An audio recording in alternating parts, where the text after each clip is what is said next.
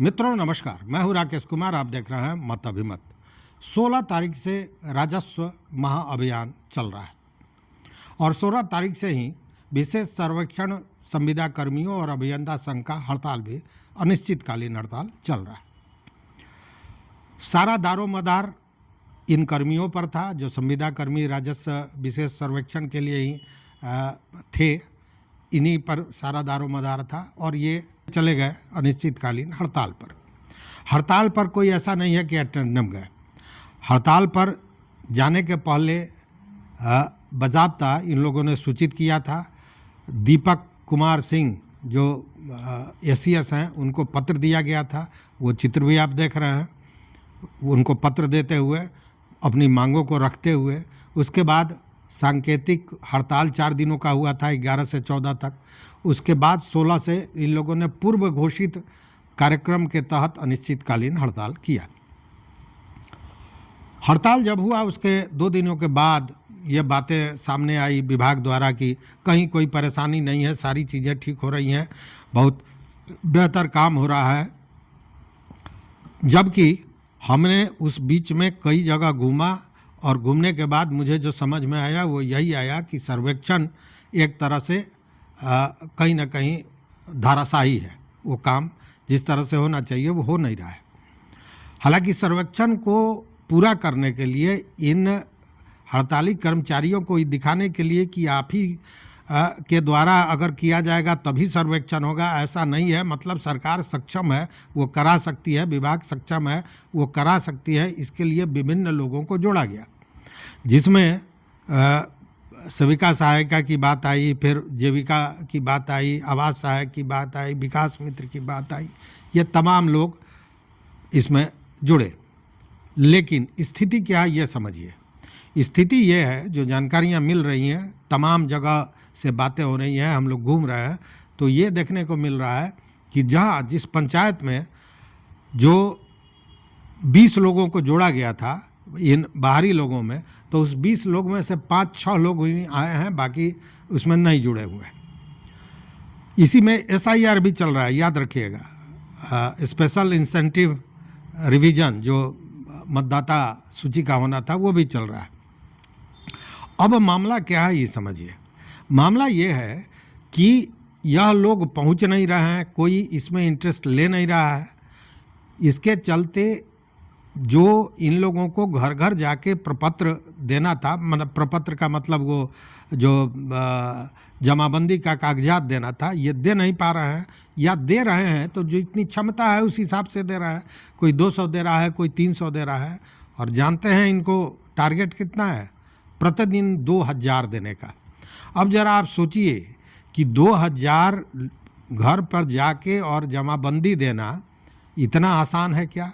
स्वाभाविक है, नहीं होगा। जब हैंड नहीं है तब उस स्थिति में जहाँ सारे लोग होंगे, हो सकता है कि वहाँ 2000 का टारगेट पूरा हो रहा होगा, लेकिन स्थितियाँ यही है कि नहीं हो रहा है। इसको लेकर कई पत्र भी हमने देखे हैं, कई जिलाधिकारियों ने लिखा है कि ये लोग अभी तक ज्वाइन नहीं किए हैं, क्या कारण है, और तमाम तरह की जो प्रशासनिक हथकंडे होते हैं वो अपनाए जा रहे हैं। लेकिन कुछ चीज़ें जो बताई लोगों ने वो बड़ा हतप्रभ करने वाला है। एक पदाधिकारी पूछता है कि भाई तुम क्या कर रहे हो? तो वो जो व्यक्ति है, जो मतलब ये सर्वेक्षण से जुड़ा हुआ व्यक्ति है, वो कह रहा है कि हाँ सर हम शिविर में हैं। तो कल कितना तुम बांटा?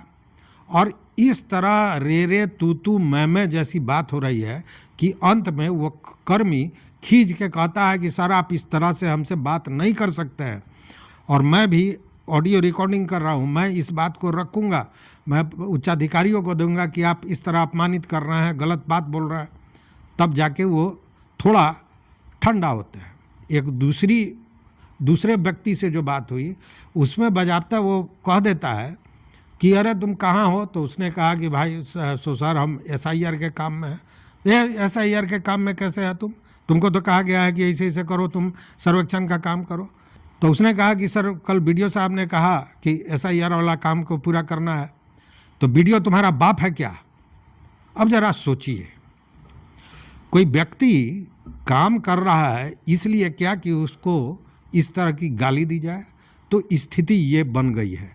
और ये क्या है ये समझिए, यह पूरी तरह बौखलाहट है, क्योंकि ऊपर से पूरे अब जैसे एक वीडियो को, एक सीओ को जो टारगेट दिया गया है प्रतिदिन 8,000 बांटने का, मतलब नीचे वाले लोग बांटेंगे, लेकिन अब 2-2 हज़ार एक व्यक्ति को एक पंचायत में देना या एक जो कर्मचारी है उसको देना कि 2,000 बांट दो, उसके पास हैंड नहीं है, तो उस स्थिति में क्या होगा। पूरी तरह बौखला गया है लोग।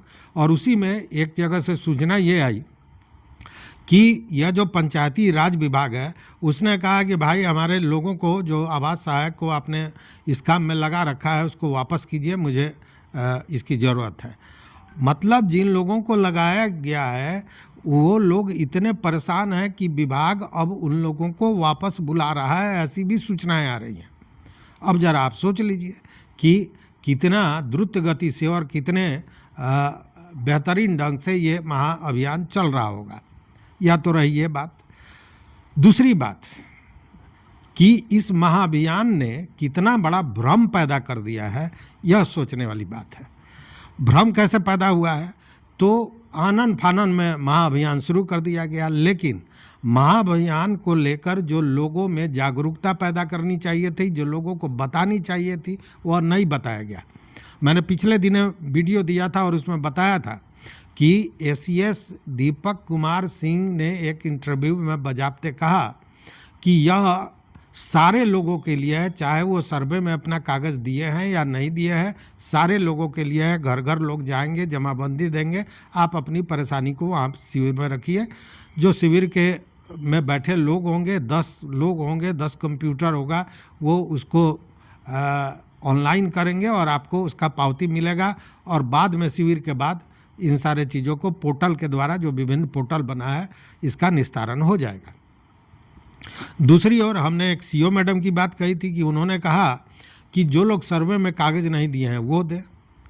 तो यहाँ तो कन्फ्यूजन था ही, लेकिन गांव में क्या कन्फ्यूजन है ये सुनिए। गांव में कम से कम 25-30 लोगों ने मुझे फ़ोन किया और कहा कि भैया ये तो गजब करता सरकार, जो हम लोगों की भाषा है भोजपुरी में, गजब करता सरकार। तो हमने पूछा क्या हुआ, तो सर्वे के समय सारा कागज़ हमनी का देनी सारा कागज़ के उपरावे में जौन हालत ख़राब भेल से भगवाने मालिक बा, सारा कागज़ दे देनी। अब फिर उहे गलते कागजवा हमरा लगे भेजले बा।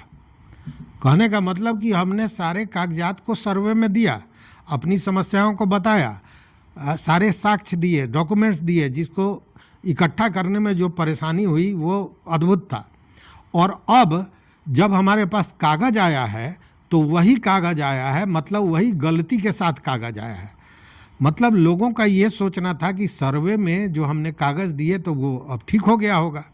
और अब जब महासर्वेक्षण में, चूँकि सर्वे तो अभी हुआ नहीं है, तो जब महासर्वेक्षण में जब जमाबंदी जा रहा है और वही गलतियां हो रही हैं, तो लोगों को यह हो रहा है कि सर्वे में जब हम कागज़ दे दिए, इसका मतलब कि सरकार ने या विभाग ने उस कागज़ को सही नहीं किया, और इसी तरह फिर हमको ये फाइनल रिपोर्ट दे रहा है जिसमें ये गलतियां बरकरार हैं।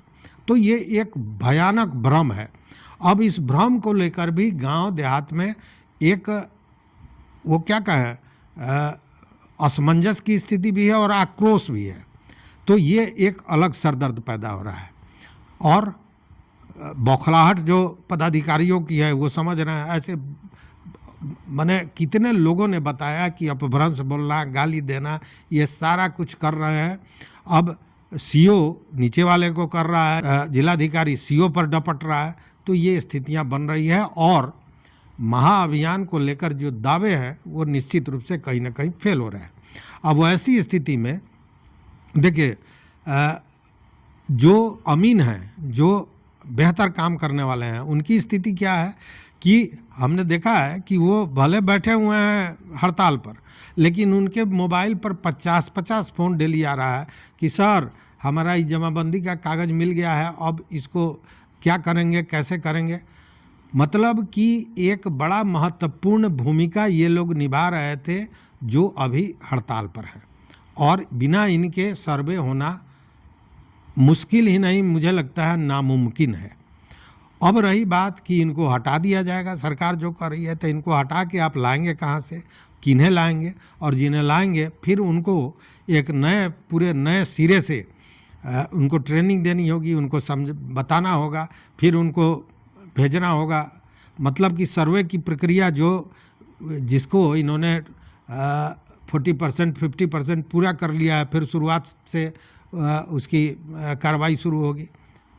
दूसरी बात कि अगर इसको हटा दिया जाएगा तो इसका असर आप समझ रहे हैं क्या होगा।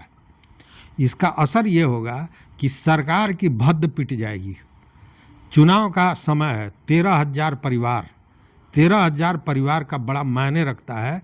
और वह परिवार जो उसके आस पड़ोस के लोगों ने देखा है कि उसके बाप ने कितने कष्ट से बच्चे को इंजीनियर बनाया, अंत में नौकरी नहीं मिल रही है तो वो अमानत कर रहा है, और उसके बाद भी सरकार उसको बाहर निकाल दी, तो इसका असर क्या होगा। सामाजिक रूप से जो असर होगा सो होगा ही, राजनीतिक रूप से इतना गहरा असर होगा कि सरकार को लगेगा कि उसने कहीं ना कहीं अपने लिए एक बड़ा खड्डा खोज दिया है, और राजनीतिक रूप से वो विफल हो जाएंगे। इसमें भी कहीं शको शुबा नहीं है। और अब वो अभी समय आ रहा है कि जब 7 दिनों के बाद, हमने कई लोगों से बात की, 7 दिनों के बाद अब जो ये बैठे हुए हैं, इनके गार्जियंस, इनके घर वाले, इनके गांव वाले भी अब धरना स्थल पर आने का मूड बना रहे हैं कि सरकार नहीं मान रही है तो मनाया जाएगा। तो वो एक अलग स्थिति पैदा होगी। मतलब कि इसके लिए अब देखिए, ये लोग भी कह रहे हैं और इन लोगों का ये आशा है, विश्वास है कि सरकार इनकी बात सुनेगी, चूँकि इनका जो मांग है वो गलत नहीं है। इसको लेकर कई लोगों ने, वो पूर्व IAS हैं यादव जी, उन्होंने भी मन साझा किया। उन्होंने भी कहा कि इनकी मांगें एकदम सही हैं, लेकिन सरकार इसको नहीं सुन रही। और उनका सबसे बड़ी बात कहना यह है कि दीपक कुमार सिंह जैसे बेहतरीन सुलझे हुए व्यक्ति के रहते अगर इन चीज़ों को नहीं सुधारा गया और सर्वे नहीं हुआ तो यह सर्वे नहीं होगा। तो बौखलाहट भारी है, और जब बौखलाहट बहुत ज़्यादा होता है तो उसके बाद रास्ता निकलता है। मतलब कि ये जो हमारे कर्मी हैं, जो संविदा कर्मी हैं, जो हड़ताल पर हैं, ये लोग कहीं ना कहीं विजय पथ पर अग्रसर हैं और जीत के द्वार पर खड़े नज़र आते हैं, मेरा ये मानना है। तो इस वीडियो में बस इतना ही। देखते रहिए मत अभिमत। मित्रों, आपका क्या विचार है ज़रूर बताइएगा। अगर चैनल को सब्सक्राइब नहीं किए तो सब्सक्राइब कीजिए, लाइक कीजिए, दोस्तों के साथ शेयर कीजिए और अपना विचार ज़रूर दीजिए। बहुत बहुत धन्यवाद, बहुत बहुत धन्यवाद।